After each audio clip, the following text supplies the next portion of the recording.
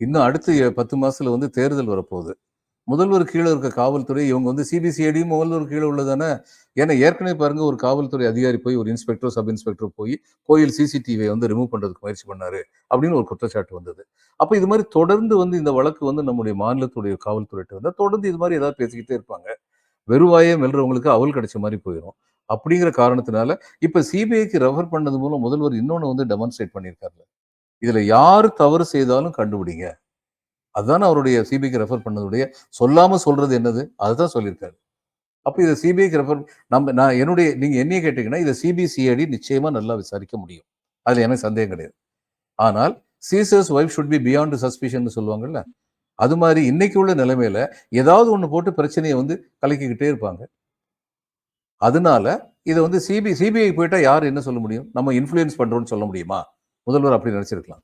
நம்முடைய காவல்துறை வந்து இன்ஃப்ளூயன்ஸ் பண்ணி தன்னுடைய சகோதரர்களை சக ஊழியர்களை வந்து காவல்துறை ஊழியர்களை காப்பாற்ற முயற்சி பண்ணுது அப்படிங்கிற குற்றச்சாட்டுலாம் வராமல் இருக்கணும் அப்படிங்கிறதுக்காக அவர் கொடுத்துருக்கலாம். ஆனால் சிபிஐ கிட்ட போகும்போது அது தாமதப்படுங்கிறது நிஜம்தான்.